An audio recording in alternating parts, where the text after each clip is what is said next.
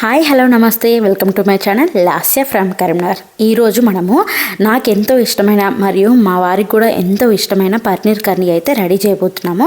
So paneer కర్రీకి కావాల్సిన ముందుగా మెయిన్గా పన్నీర్ అయితే కావాలి. ఇలాంటి ప్యాకెట్స్ మనకు బయట కూడా దొరుకుతాయి, ఎక్కడైనా తీసుకోవచ్చు.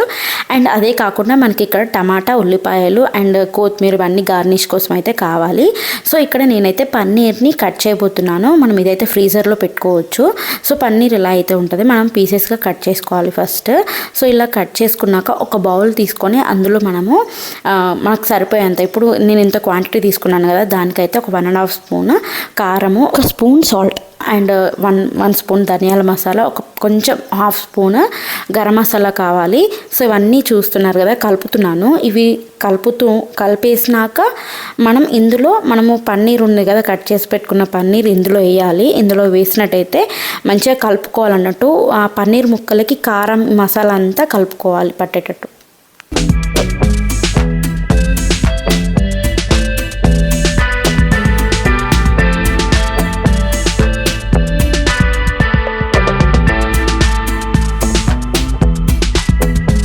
పన్నీర్ ముక్కలు కలుపుకోవాలి. కలుపుకున్నాక ఒక లోతు ఉన్న ప్యాన్ తీసుకోవాలి. అందులో ఒక స్పూన్ ఆయిల్, లేదంటే 2 స్పూన్ ఆయిల్ తీసుకోండి, లేకపోతే నేను 1 స్పూన్ ఆయిల్, 1 స్పూన్ గీ అయితే తీసుకొని ఇలా మనం కాజు అన్నీ వేసుకోవాలి. ఆ తర్వాత కలిపేసుకొని అవి కొంచెం బ్రౌనిష్ షేడ్ వచ్చే వరకు దాన్ని తిప్పుతూ ఉండాలి. ఆ తర్వాత అవైతే తీసి పక్కకు పెట్టేసుకోవాలి.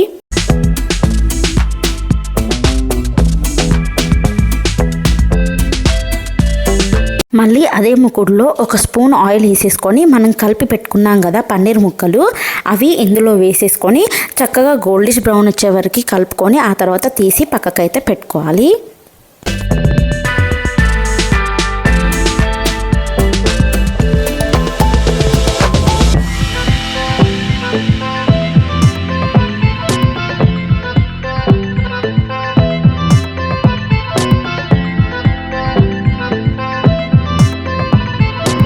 చూస్తున్నారు కదా, పన్నీర్ ముక్కల్ని అలా తిప్పుకుంటూ మనమైతే ఫ్రై చేసుకోవాలి.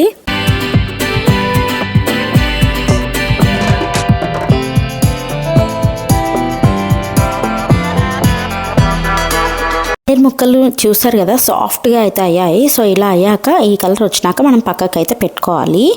ఆ తర్వాత అదే ముక్కుడులో మనము ఆనియన్ వేసుకోవాలి. ఆనియన్ గోలినాక టమాటా కూడా వేసుకోవాలి. అవి మంచిగా గోలాలి. సో నాకు ఇక్కడ ఏం జరిగిందంటే ఇప్పుడు చూపిస్తాను. సో నేను ఇందులో ప్యాన్లో అయితే చేస్తున్నాను కదా, ఆయన టైంకి నాకు గ్యాస్ అయితే అయిపోయింది. ఆ తర్వాత నేను ఏం చేశానంటే మనకి రైస్ కుక్కర్ ఉంటుంది కదా, ఆ రైస్ కుక్కర్ అనేది ఆన్ చేసుకొని అందులో ఈ టోటల్ ఆయిల్, టమాటా, ఆనియన్ అన్నీ కూడా అందులో వేసేసి మంచిగా గోలిస్తున్నాను. అనుకోకుండా ఇలా జరుగుతాయి కదా ఒక్కొక్కసారి. సో నాకు ఇలా అయితే జరిగింది. అయినా కానీ నేను వంట ఆపకుండా రైస్ కుక్కర్లో అయితే చేసేస్తున్నాను. సో ఇలా మంచిగా గోలాలి ఇవైతే.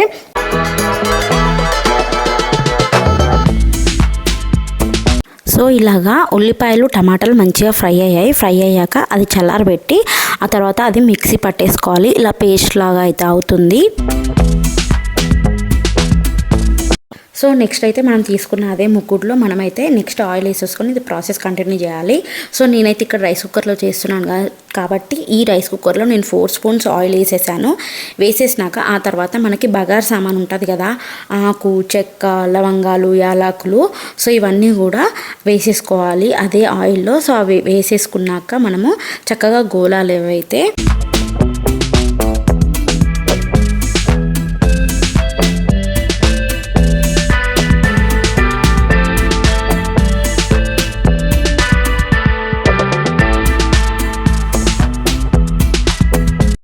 అవి గోలినాక మనము అల్లం పేస్ట్ 1 స్పూన్ తీసేసుకొని మంచిగా ఫ్రై చేసుకోవాలి. తర్వాత మనము మిక్స్ చేసి పెట్టుకున్న పేస్ట్ ఉంది కదా, టమాటా, ఉల్లిపాయ, అది కూడా ఇందులో వేసుకొని మంచిగా గోలించుకోవాలి. అది మసలేటట్టు ఉంటుంది కదా. సో ఆ స్టేజ్కి వచ్చినాక మనము ఇందులో ఇప్పుడు 2 స్పూన్స్ కారం వేసుకోవాలి. ఆ తర్వాత 1 స్పూన్ సాల్ట్ అండ్ 1 స్పూన్ పసుపు కూడా వేసుకొని ఒక 5 స్పూన్ ధనియా మసాలా కూడా 5 మినిట్స్ పక్కకు పెట్టేసుకోవాలి.